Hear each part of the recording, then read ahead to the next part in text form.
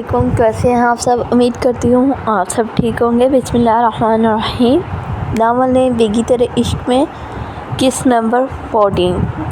اسا تو ڈاڈا دکھ نہ کوئی، اسا تو ڈاڈا دکھ نہ کوئی، پیار نہ وچھڑے کسی دا یار نہ وچھڑے، کسی دا یار نہ وچھڑے، روگ ہجر دا مار مکاوے، سکھ دا کوئی سان نہ آوے، دکھ لانے نے دل وچ ڈیرے، چارے پاسے دسدے نیرے، دل وچھڑے نہیں پرواہ دلدار نہ وچھڑے، کسی دا یار نہ وچھڑے، کسی دا یار نہ وچھڑے۔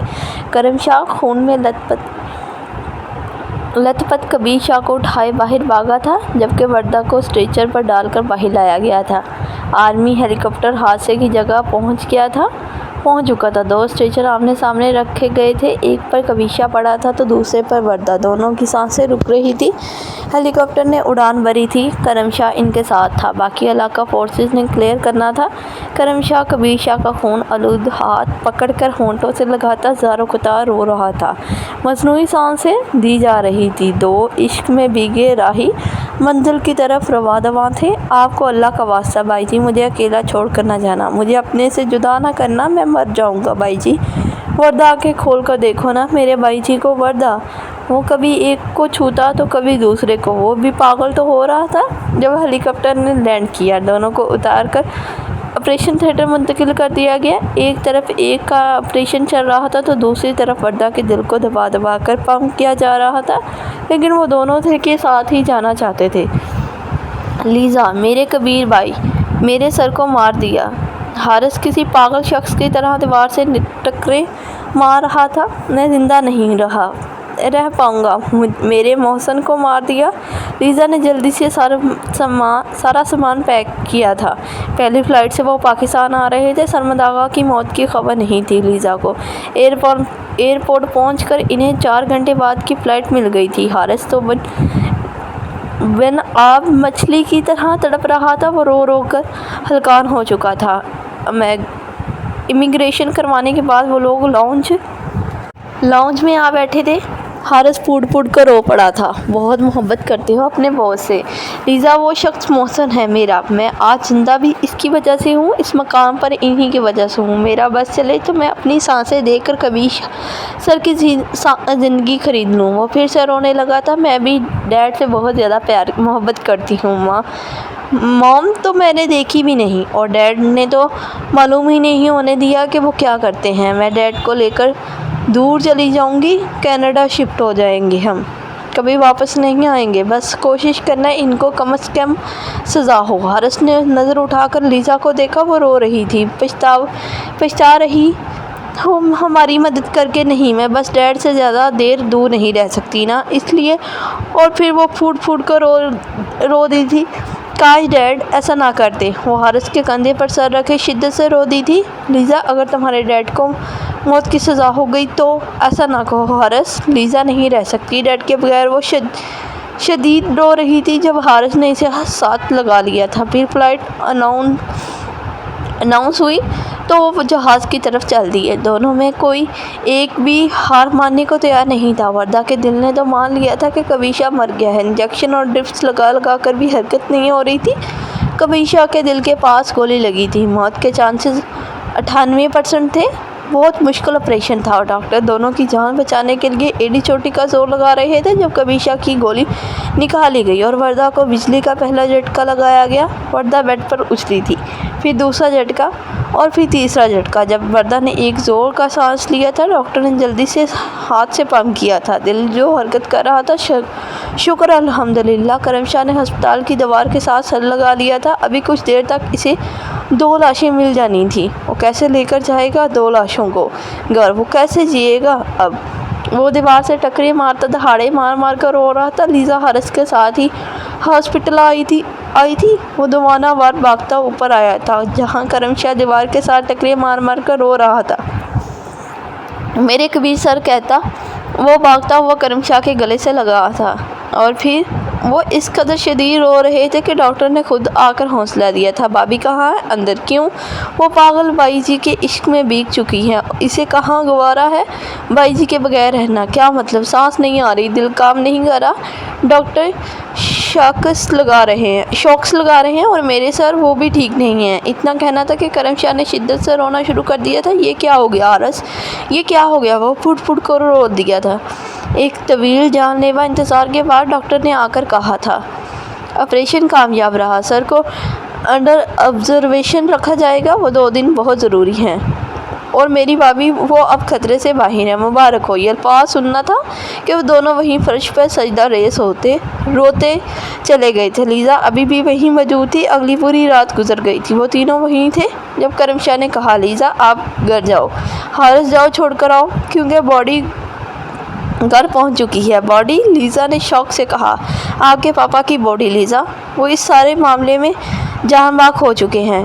पोस्टमार्टम के बाद आज सुबह घर भेज दी है बॉडी। लीज़ा ने बेयकीनी से हारिस की तरफ देखा जिसकी आंखों में आंसू थे। मेरे डैड? इसने उंगली अपनी तरफ करते पूछा। जी लीज़ा, मैं सरमद आगा की बात कर रहा हूँ। लीज़ा ने सर ना में हिलाया था। नहीं, ये नहीं हो सकता, मेरे डैड मर नहीं सकते। और फिर वो पीछे की तरफ भागती चली गई। लीज़ा हारिस इसके पीछे भागा था। अपनों को खोने का गम क्या होता है ये करम शाह समझ चुका था। घर में दाखिल होते इसे बहुत से लोगों का रश मिला, लेकिन वो तो भागती अंदर जा रही थी। हारिस ही इसे अपने साथ लेकर आया था। सामने लाउंज में सरमद आगा की मैयत ताबूत में बंद पड़ी थी। डैड? वो आहिस्ता से चलती हुई पास गई थी। डैड उठें, डैड प्लीज़ देखें, आपकी लेडी गर्ल लीज़ा आ गई है। जब इसकी नज़र सरमद आगा के मिस्क शुदा चेहरे पर पड़ी, पूरा चेहरा पट्टियों से ढका हुआ था। लीज़ा के मुंह से चीख निकली थी और फिर वो पागलों और दीवानों की तरह चीखती चलती चली गई और सरमद आगा को हारिस और मोहल्ले के कुछ लोगों ने सुपुर्द खाक कर दिया। आज इसके पीछे कुत्तों की तरह चलने वाले लोगों की कतार में से एक भी शख्स मौजूद नहीं था। तमाम गार्ड्स और मुलाजिम फरार हो चुके थे। लीज़ा इतने बड़े घर में अकेली रोती रह गई थी। जिस घर में हर वक्त नौकरों की फौज होती थी, आज इसका जनाजा पढ़ने के लिए एक भी नहीं था। लीज़ा इस बड़े से बंगले में तन्हा बैठी रो रही थी। इसे क्यों समझ नहीं आया आज तक कि इसका बाप क्या करता है, वो रातों को गायब क्यों रहता है, ऐसा कौन सा काम है इसे जो वो रात देर तक बाहर रहता है। इसे आज तक शरीके हयात की ज़रूरत क्यों महसूस नहीं हुई। इसे सरमद आगा की हर बार याद करते रोना आ रहा था जब हारिस इसके पास आकर बैठ गया। हम ये नहीं चाहते थे, लेकिन उन्होंने पहले कभी सर पर हमला किया तो जवाबी कार्रवाई में हम हलाक हो गए। तुम सफाइयाँ क्यों दे रहे हो, बुरे का अंजाम बुरा ही होता है। ये घर खाली करना होगा क्योंकि ये ज़ब्त किया जाएगा। लीज़ा मुस्कुराई। जानती हूँ मैं, डैड ने ये सब मेरे लिए बनाया था और देखो मुझे 1 टका भी नहीं लेना इस हराम की कमाई से। मैं कल सुबह यहाँ से चली जाऊँगी। कहाँ जाओगी? अपनी खाला के पास, क्योंकि सारी ज़िंदगी उन्होंने मुझे कहा तुम्हारे बाप ने तुम्हारी माँ का कत्ल किया, लेकिन मैं ये बात नहीं मानी। अब एक दफ़ा चाहती हूँ इनसे मिलूँ और पूछूँ हकीकत क्या है। यकीनन वो सच ही कहती होंगी। लीज़ा बोलो, मैं इंतज़ार हूँ, मैं मुंतज़िर हूँ तुम्हारे जवाब का और तलबगार हूँ तुम्हारे साथ का। मैं कोशिश करूँगी कि पाकिस्तान छोड़ दूँ। तुम छोड़ सकते हो? हारिस परेशान हो गया था। मैं नहीं छोड़ सकता अपने कबीर सर को। फिर मुझे भूल जाओ हारिस, हमारा साथ इतना ही था, अब कुछ भी बाकी नहीं बचा। मैं 2-4 दिन तक हमेशा के लिए चली जाऊँगी। बस एक मुलाकात अपनी खाला से करनी है और बस। अब तुम भी जाओ, मुझे पैकिंग करनी है, कहती वो ऊपर चली गई। जबकि हारिस एक नज़र इस पर डालते बाहर निकल गया। लीज़ा सीधी सरमद आगा के कमरे में आई थी। अलमारी खोलकर इसने हर चीज़ बखेर दी थी। इसके कागजात निकाल कर एक जगह जमा किए थे। वो पागलों की तरह रोती कामती सरमद आगा के कमरे में हर चीज़ छू रही थी। मेरे डैड मर गए। वो बस यही बोलती जा रही थी। अपने कमरे में जाते कुछ कपड़ों के जोड़े साथ लेकर वो बाहर निकल आई। हारिस नीचे ही था, गया नहीं था अभी तक। लीज़ा इस वक्त कहाँ जा रही हो? वो परेशानी से बोल रहा था। मैंने डैड के तमाम ज़रूरी कागजात ऊपर रख दिए हैं, शायद तुम लोगों को फ़ायदा दे सके। मेरी तलाशी ले लो, मैं जा रही हूँ। सिर्फ मेरे डॉक्यूमेंट्स हैं और कुछ कपड़े। लीज़ा, हारिस दुख से बोला। हाय बाय कहती वो बाहर निकलती चली गई। जब तक हारिस घर लॉक करके बाहर निकला वो जा चुकी थी। आंसू टूट कर गिरे थे हारिस की गाल पर। फिर वो हॉस्पिटल के लिए निकल गया। इरम भी हॉस्पिटल आ गई थी। रज्जो भी साथ थी। आज रज्जो कुछ नहीं बोल रही थी, बस तस्बीह पकड़े कभी हल्का तो कभी ज़ोर से रोने लगती। इरम तो बस सर झुकाए बैठी थी। اس سب کی بھی ذمہ دار وہ خود کو سمجھ رہی تھی جب ڈاکٹر نے آ کر بتایا کبیشہ کو ہوش آ چکا ہے۔ کرم شاہ تو فوراً اندر بھاگا تھا۔ پٹیوں میں جکڑا مشینوں کے ساتھ سانس لیتا وہ کبیشہ تھا۔ ہر طرف مشینیں لگی تھی۔ بھائی جی، کرم شاہ برائی آواز میں بولا۔ جب کبیشہ نے ہلکی سی آنکھیں کھول کر اسے دیکھا، آنسو کبیشہ کی آنکھ سے نکل کر تکیے میں جذب ہو گیا۔ مجھے معاف کر دیں، وہ پھوٹ پھوٹ کو رو دیا۔ میں ٹھیک ہوں کرم۔ کبیشہ وہ مشکل ہی بولا تھا۔ وہ بہت زیادہ تکلیف میں تھا۔ وردہ کہاں؟ وہ ٹھیک ہے، گھر ہے، ابھی بھیجا ہے زبردستی، 2 دن سے آپ کے پاس تھی۔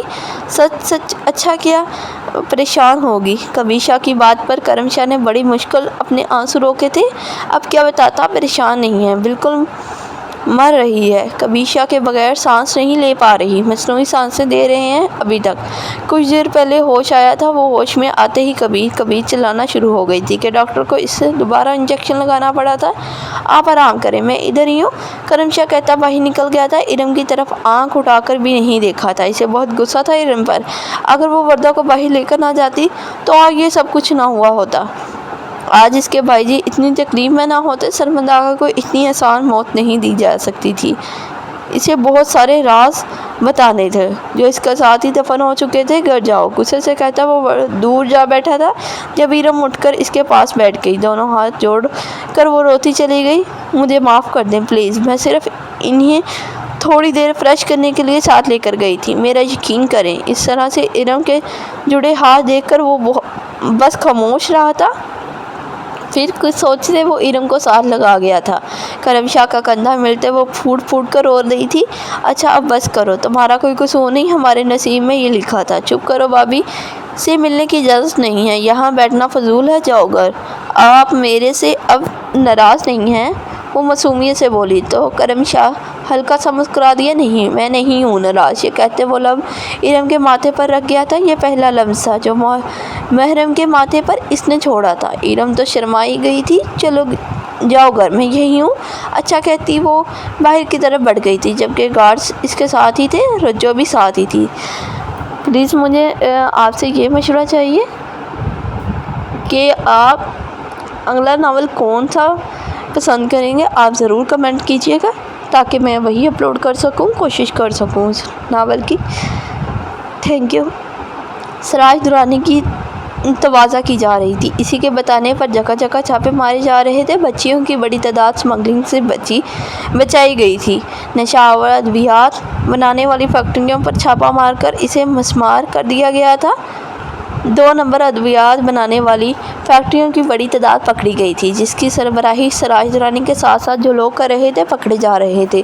بینک اکاؤنٹس تو باہر ممالک میں بھرے ہوئے تھے جہاں کے تو کچھ بھی نہیں تھے، جو فریز کر دیے گئے تھے۔ کئی تو فوراً ملک سے فرار ہو گئے جبکہ باقیوں کو پکڑا جا رہا تھا۔ سوما تو جس دن سے واپس آئی تھی کبیشہ کو کالز کر کر کے تھک چکی تھی اور کسی سے اس کا رابطہ نہیں تھا۔ پھر اس نے بڑی مشکل سے حارث کا نمبر ٹریس کیا تھا اور جو خبر اس کو ملی تھی وہ دل دہلا دینے والی تھی۔ وہ تو فوراً ہاسپٹل پہنچ چکی تھی۔ حارث کیسا ہے کبیر؟ اب وہ حارث سے ملتی پوچھ رہی تھی کیونکہ وہی نیچے اسے لینے گیا تھا۔ بس کچھ بہتر ہے۔ اتنے میں کرم شاہ واپس آ گیا تھا۔ کرم شاہ نے بھی اسے پہچان لیا تھا۔ اسے اندازہ نہیں تھا کہ وہ کبیشہ کے واقعی دوست ہے۔ وہ تو بس بزنس ڈیل سمجھتا تھا۔ تم یہاں کیا کر رہے ہو؟ جو آپ کر رہی ہیں تیمارداری۔ کرم شاہ غصے سے بولا۔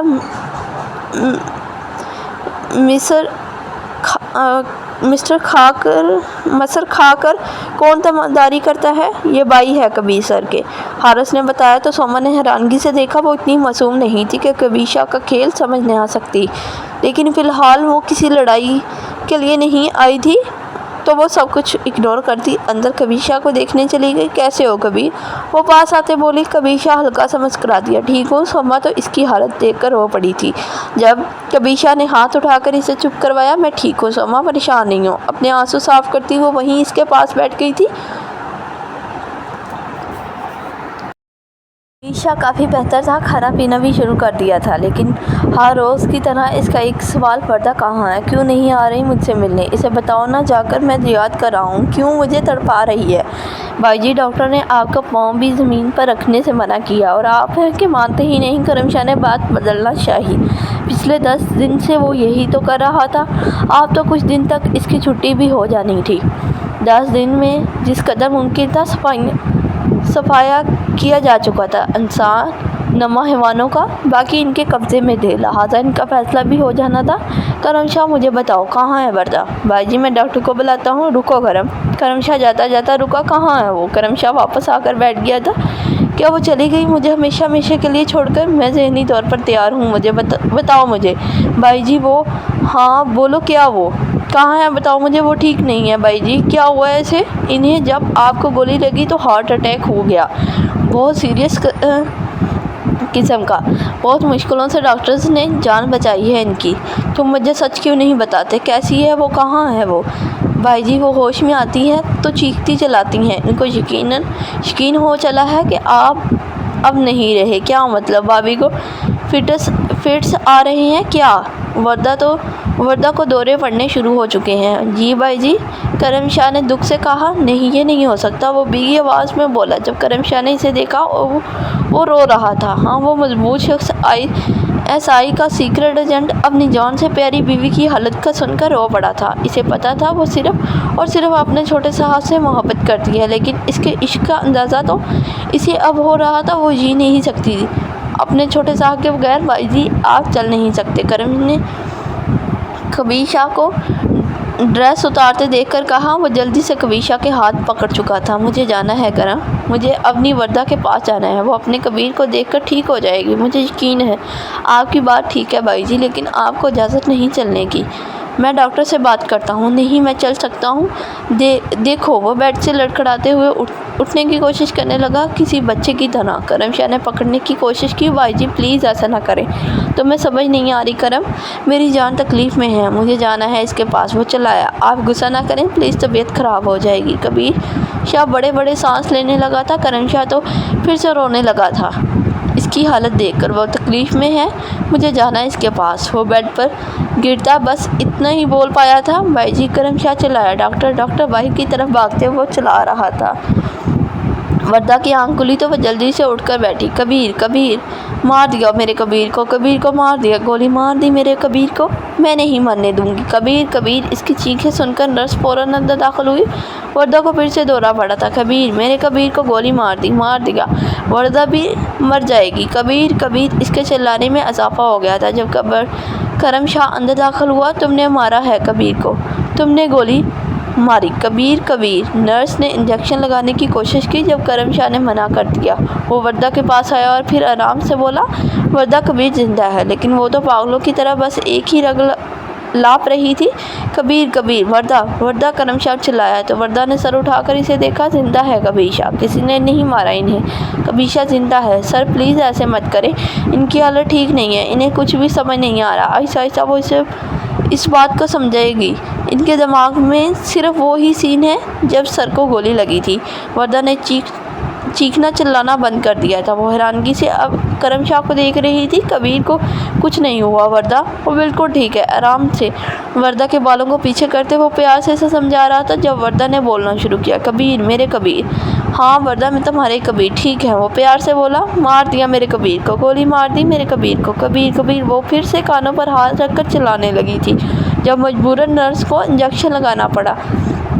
करम शाह फूट कर रोता बाहर निकल गया। हारिस क्या कहा डॉक्टर ने?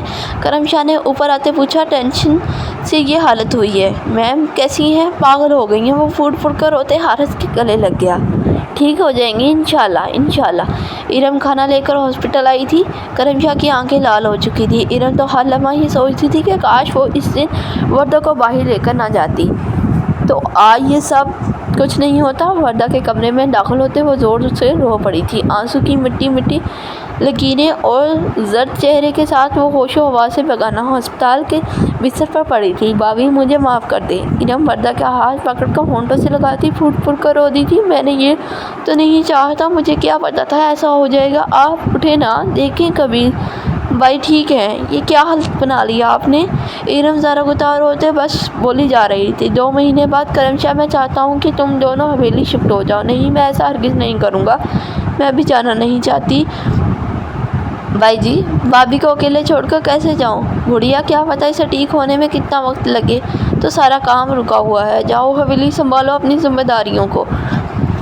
भाई जी लेकिन जब कह दिया करम तो बहस क्यों? अच्छा भाई जी, कहता वो गुस्से से बाहर निकल गया। नज्जो मैम का नाश्ता ले आओ, कहता वो ऊपर चला गया। लिटिल गर्ल वो कमरे में दाखिल होते ही इसे प्यार से आवाज़ें दे रहा था। जब वर्दा के बच्चों की तरह हंसने की आवाज़ सुनाई दी, वो पीछे मुड़ा तो वो दरवाजे के पीछे छुप कर हंस रही थी। लिटिल गर्ल नाश्ता करें, किसी छोटे बच्चे की तरह वो इसे पका रहा था। लिटिल बॉय वो इसके पास आकर बैठ गई थी। तुम कबीर हो ना? वो मुस्कुराई। हाँ मैं कबीर हूँ। अपनी वर्दा का कबीर? तुम मेरे कबीर हो? बस वो गुस्से से बोली। हाँ ना, मैं बस अपनी लिटिल गर्ल का कबीर हूँ। इसकी बात पर वर्दा ने खुश होकर तालियां बजाई। मैं अपनी लिटिल गर्ल को लेकर जहाज़ में बैठकर बाहर जाऊंगा, चलोगी ना? वो वर्दा मुस्कुराई। हाँ चलूँगी। इधर कबीर होगा, मुझे ना अपने कबीर के पास जाना है। वो राजदारी से बोली। वो इसने ना मेरे कबीर को गोली मार दी। तुम झूठ बोलते हो, तुम कबीर नहीं हो, मेरा कबीर मर गया। वर्दा ने अब रोना शुरू कर दिया था। कबीर शाह ने बड़ी मुश्किल अपने आंसू रोके थे। मैं हूँ तुम्हारा कबीर लिटिल गर्ल। वो फिर से मुस्कुराया तो वर्दा फिर से हंसने लगी थी। इसे नाश्ता मुकम्मल करवाते वो मेडिसिन देकर बाहर निकला, जहाँ इरम इसका इंतज़ार कर रही थी। गुड़िया वर्दा की सारी पैकिंग कर दो, कल सुबह की फ़्लाइट है हमारी। अच्छा भाई जी, कहती वो रोने लगी थी। मुझे माफ़ कर दे, मेरी गलती की वजह से वो आज इस हाल में है। कबीर शाह ने इसके सर पर हाथ रखकर खामोश करवाया। नहीं गुड़िया, ये तो मेरा नसीब है, मुझे इसकी हिफाजत करनी चाहिए थी, लेकिन मैं नाकाम रहा। फिर आपके मुल्क आपसे कुर्बानी मांगता है। इतना आसान नहीं इन दुश्मनों को पकड़ना, बस यही हकीकत है, कहता वो तेज़ कदमों से बाहर निकल गया। जब इरम कमरे में चली गई, तुम क्यों आई हो छोटी लड़की? वर्दा ने इरम को देखकर गुस्से से लाल होकर कहा। मैं आपके कपड़े पैक करने आई हूँ, आपको कबीर के पास लेकर जाना है। इसकी बात सुनकर वर्दा बेड से फ़ौरन नीचे उतरती इस तक आई थी। वहाँ कबीर होंगे? जी ज़रूर होंगे। मेरे कबीर? इसे उंगली अपनी तरफ करते पूछा। जी आपके कबीर। इरम मुस्कुराई। हाँ मुझे बहुत याद आते हैं मेरे कबीर। वर्दा की बात पर इरम ने बेख्तियार इसके गले से लगाकर रो दी थी। क्यों रो रही हो? किसने मारा है? वर्दा ने परेशानगी से कहा। इरम आंसू साफ करती बाहर निकल गई। ऑफिस में दाखिल होते वो सारे वर्कर्स के पास जा खड़ा हुआ था। सब इसकी तरफ मतवज्जा थे। आज से यहाँ का सारा काम हारिस देखेगा, वो मेरी जगह पर होगा। मुझे उम्मीद है आप सब मिलकर काम करेंगे। ये सर, सब ने बैक वक्त कहा। मुझे काफ़ी अरसे तक बाहर रहना पड़ेगा। तो करम शाह सर आते रहेंगे यहाँ, किसी को कोई मसला हो तो मुझसे रब्ता कर सकता है। ये सर, मेरी वाइफ के लिए दुआ कीजिएगा, ऑपरेशन कामयाब रहे। ज़रूर सर, अल्लाह हाफिज़ करता वो बाहर निकल आया। कुछ और भी था जो इसने जाने से पहले करना था। वो अपार्टमेंट में दाखिल हुआ तो वो नीचे फर्श पर बैठी थी, बहुत ज़्यादा बीमार थी। कबीशा इसके पास ही बैठ गया था। मैं जा रहा हूँ, पता नहीं कब वापस आऊँ। मैं चाहता हूँ आप अपने बेटे के साथ नवाबशाह शिफ्ट हो जाएं। हिना बेगम ने सर उठाया और आंसू साफ करती हाथ जोड़ गई। मुझे माफ़ कर दो कबीर, तुम्हें अल्लाह का वास्ता मुझे माफ़ कर दो। मैंने करम शाह को बुलाया है, यहाँ आता होगा, इससे माफ़ी मांगे। सबसे ज़्यादा तो इसकी गुनाहगार हैं आप। मैं तुम पर बहुत जुल्म किए हैं कबीर, लेकिन तुम मेरी औलाद को सीने से लगाकर प्यार करते रहे। मैं बहुत बुरी औरत हूँ, बहुत बुरी औरत। मैं वो रोते रोते बोली। कबीर जब करम शाह अंदर दाखिल हुआ, कबीर शाह को किसी अजनबी औरत के साथ बैठा देख वो बस समझी से बोला। जी भाई जी, सब बस खैर है? करम शाह की आवाज़ सुनकर हिना बेगम ने इसकी तरफ देखा। इसकी आंखें खुल गईं। देखकर एक हसीन खूबसूरत जवान सामने खड़ा था। और ये औरत कौन है? वो इशारा करते बोला। बैठ जाओ करम शाह। कबीर शाह के कहने पर वो ना चाहते हुए भी बैठ गया। मैं तुम्हें इसलिए नवाबशाह शिफ्ट होने के लिए कह रहा हूँ ताकि तुम कराची से चले जाओ। जी मैं जानता हूँ। करम शाह अभी भी कुछ समझ नहीं पा रहा था। मैं चाहता हूँ तुम जाते हुए अपनी माँ को भी साथ ले जाओ, ये बीमार हैं बहुत। कबीर शाह की बात सुनकर करम शाह तो फ़ौरन उठकर खड़ा हो गया था। माँ? मेरी कोई माँ नहीं भाई जी। इसने हिना बेगम की तरफ देखा भी नहीं था। करम शाह बैठ जाओ। नहीं मैं नहीं बैठूंगा। मेरी माँ और मेरे बाप का नाम कबीर है शाह, इसके अलावा मेरा इस दुनिया में कोई नहीं। करम शाह की बात पर हिना बेगम फूट कर रो पड़ी थी। करम माँ जैसी भी हो, अल्लाह पाक ने इजाज़त नहीं दी इसकी बेहुरमती की, गुस्ताखी की इजाज़त फिर भी नहीं। लेकिन भाई जी ये औरत माँ खिलाने के काबिल नहीं है। अगर इस रात आपने नर्स को पैसे ना दिए होते तो ये तो अपना नाजायज़ बच्चा मार चुकी होती। हिना बेगम तो اس کی بات پر تڑپ اٹھی تھی۔ نہیں، میرا بچہ ناجائز نہیں تھا، ہم نے نکاح کیا تھا، میرا بچہ پاک ہے، جائز اولاد ہے جلال شاہ کی، پھر کیوں مارنا چاہتی تھی مجھے بولو۔ کرم شاہ پر چلایا تو ہینا بیگم زارا کو رو دی۔ جہاں مار دیا تو مر گیا نا وہ بچہ، یہ جو آج تمہارے سامنے کھڑا ہے یہ کبیر شاہ کا بچہ ہے، تمہارا نہیں۔ وہ پھر سے چلایا۔ کبیر شاہ تو سر جھکائے بس بیٹھا ہوا تھا، وہ چاہتا تھا کرم اپنے دل کی بڑاس نکالے۔ تم جیسی عورت میری ماں نہیں ہو سکتی۔ وہ پیچھے مڑتا بولا، اس کو کینسر ہو گیا ہے کرم شاہ، بس کچھ مہینوں کی مہمان ہے، آج زندگی نے موقع دیا ہے تو منہ نہ موڑو، مجھے معاف کر دو میرے بچے۔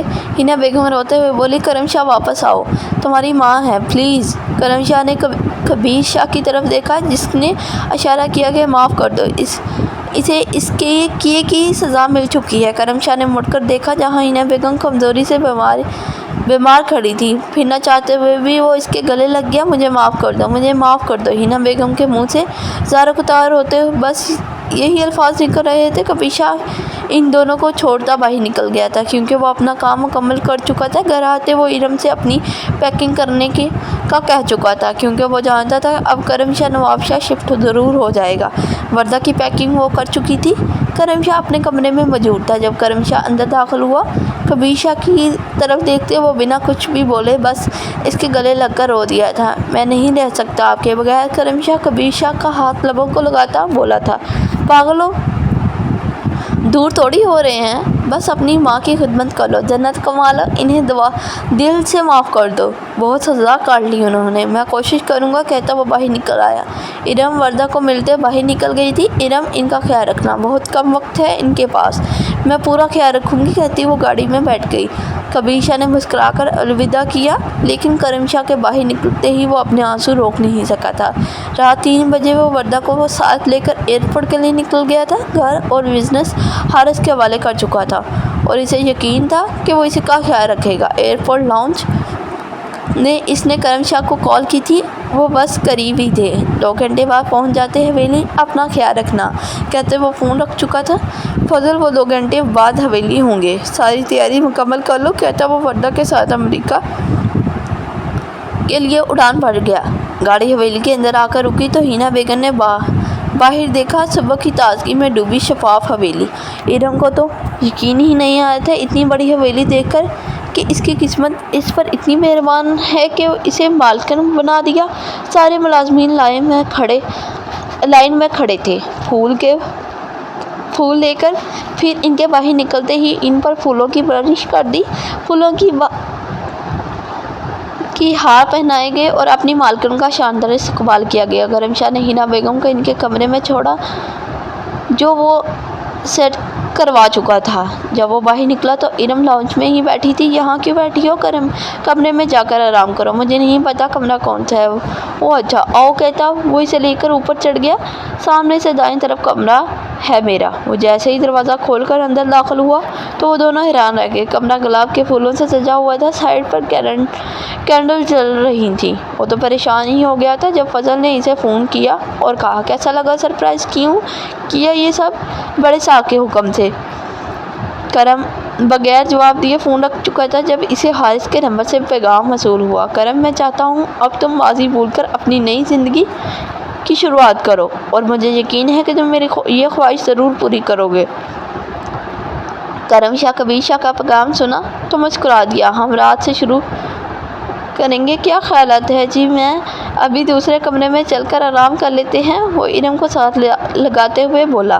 جی، جو آپ کہیں۔ ارم مسکراتی اس کے ساتھ دوسرے کمرے میں چلی گئی۔ Thank you so much. Please like, share, subscribe کیجیے اینڈ بیل آئیکن ضرور کیجیے اور پلیز آپ شیئر بھی ضرور کیجیے تاکہ اور لوگوں تک پہنچ سکے۔ Thank you so much.